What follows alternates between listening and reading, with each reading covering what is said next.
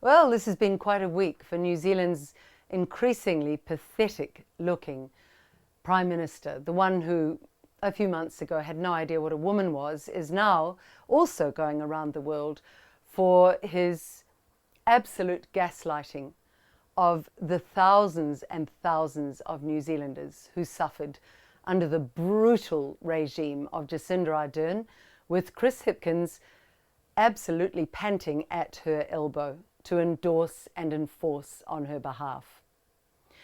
Look at this cartoon. He's even being put down there with the levels of lies of a Clinton and the UK Prime Minister, of course, denying there was ever a party at number 10 Downing Street. And here's our New Zealand Prime Minister, laughingstock around the world. Many of you will have seen what he said, and many of you will have seen the reactions to it.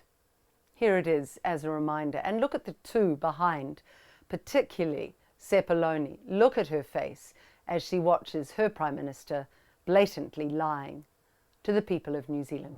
See any kind of value in looking into potential compensation for anyone, disadvantaged through COVID, whether they were mandated out of their jobs or injured by the vaccination program? There's a process for people who are injured in a medical procedure. There's already processes in place for dealing with that. In terms of the vaccine mandates, I acknowledge that it was a challenging time for people, but they ultimately made their own choices. There was no compulsory vaccination. People made their own choices. Is any of that going to be included in the inquiry that's going on at the moment around COVID? Is it going to look at any of those issues? The Royal Commission can look at whatever it wants in regard to the COVID response. So it could potentially look at how many fit been injured, how many were mandated out, and potential compensation for them. That could be looked at. Well, ultimately, it's a Royal Commission, so it's not my job to direct them. Other than they have a terms of reference which everybody can see, and it's certainly not my job to instruct them what they do within that terms of reference. In terms of reference, they're not going to assess individual claims, so they wouldn't be looking at certain people. That's correct. Yeah. Okay. Thanks, everyone. There are many angles on this. I think Mike Hosking has done a very short, sharp cross-examination that reveals a man willing to double down on his buffoonery, even as the world gasps in horror and also ridicules Hipkins. Just quickly, the comment you made yesterday on the vaccine and the mandate, do you regret that? Sorry, which comments are you talking about? Sorry, my apologies. On Sunday, you made the comment about the vaccine mandate. Ultimately, it was not mandated. Vaccines were not mandated. Do you stand by that? There was no compulsory vaccination. That is not the word that I used. I said nobody was forced to be vaccinated. There was no compulsory vaccination. People made their own choices, quote unquote. There was no compulsory vaccination. People made their own choices. That is correct, Mike. There were some people needed to be vaccinated to do some jobs, but no one was made to be vaccinated. So you would stand. All I'm asking for the record, you would stand by. So the person, for example, who made the choice not to get vaccinated, lost their business and laid people off. That's on them, not you. Well, they made a choice. Appreciate your time very much. This piece by Coronavirus Plushie, one of our best editors in the honesty space, I call it, the freedom space, the truth-telling space in New Zealand media. This piece is revelatory as well. In terms of the vaccine mandates, I acknowledge that it was a challenging time for people, but they ultimately made their own choices. There was no compulsory vaccination. People made their own choices. The government is planning to require every single teacher at every level and all support staff who work with children to be vaccinated. There was no compulsory vaccination. Newshub can reveal the mandate Chris Hipkins is taking to Cabinet on Monday is a mighty big stick.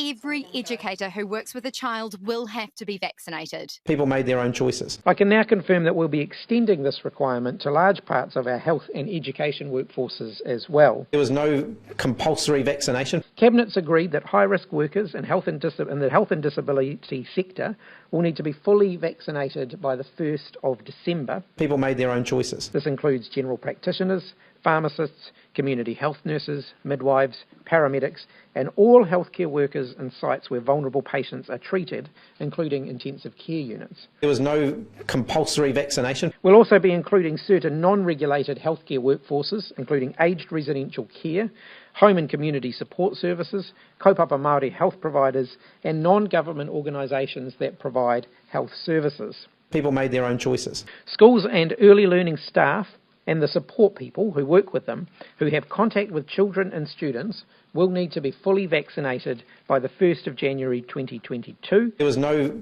compulsory vaccination. That includes home-based educators, all those who support people in our schools and early learning services such as teacher aides, administration and maintenance staff, and contractors. People made their own choices. Secondary schools in Kura will also be required to keep a COVID-19 vaccination register of their students. There was no compulsory vaccination. Students that don't produce evidence of vaccination will be considered unvaccinated. People made their own choices. What will the ramifications be for teachers or those in the health workforce who choose not to be vaccinated? Ultimately, in the health workforce, they will not be able to work in those roles. There was no compulsory vaccination. In the education workforce, from next year, they won't be able to work in those roles. People made their own choices. So my message to New Zealanders who have not yet had their first dose: if you want summer, if you want to go to bars and restaurants, get vaccinated. If you want to get a haircut, get vaccinated.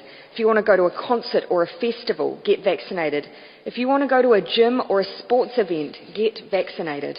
There was no compulsory vaccination. If you are not vaccinated, there will be everyday things you will miss out on. People made their own choices. Everyone will be able to get a vaccine between now and the end of the year. But of course, and I want every New Zealander to come forward, but human behaviour suggests that there will be some people that we have to actually really go out and look for. There was no compulsory vaccination. But I can't say that, that we're not going to have some hesitant people or some people who just haven't come forward that we don't have to go out and find next year. People made their own choices. Cabinet has decided today that vaccinations will be mandated for everyone who works in any workplace where a vaccine certificate is required for entry. There was no compulsory vaccination. This includes hospitality, events, gyms, and close proximity businesses such as hairdressers and barbers. People made their own choices. Once the notice period commences, the employee will have that amount of time to get vaccinated. There was no compulsory vaccination. The employee will be able to retain their employment if they get vaccinated in that period, but their employment will be terminated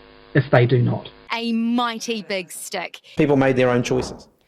And finally, I want to cut to a tweet from Kiwi for Justice. I think this sums it up very well for many of us. Let's be quite clear here, says the tweet. The Nuremberg Code of 1947 and the New Zealand Bill of Rights both state that coercion by a government to take a medical procedure is a crime. All 120 current MPs from every current political party knowingly supported that crime and refused to even speak with the non-compliers. That is a very well put piece. Remember all those desperate mum and dad Kiwis, middle New Zealand, who were never ever a river of filth, who went to the grounds of Parliament to beg for some mercy. And all of those letters from that dreadful Ashley Bloomfield, declining any kind of compassion or humanity or human dignity, turning down every desperate application for an exemption from the jab so that people could keep their jobs and their livelihoods. And now this pathetic little Labour Prime Minister openly gaslights the people of New Zealand. New Zealand, I've said it before and I ask you again, look with both eyes open at the brutality of what they have done, at the continued lies, at the absolute mediocrity and, yes, criminal behaviour of this government. My thesis to New Zealand is that Labour is at an end. After the 2023 election, they should never, ever again be allowed back in Parliament. And within that, I include the Greens. And frankly, I include National as well. Where did Christopher Luxon ever act as a proper opposition leader and oppose anything? No, he went along with all of it because he, like Ardern, goes along with the World Economic Forum, the World Health Organization edicts, and worst of all perhaps, the United Nations, wherein they are trying to coerce and bully in the coming years the people of New Zealand into horrific 15-minute cities. We must say no to all of them.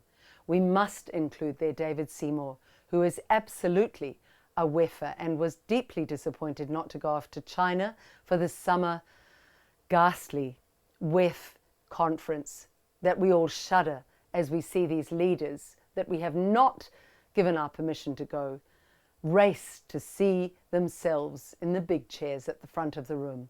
Any leader who goes off to a WEF conference after this election should be deemed a traitor to this country and treasonous, and be put on trial for treason to the New Zealand people's best interests.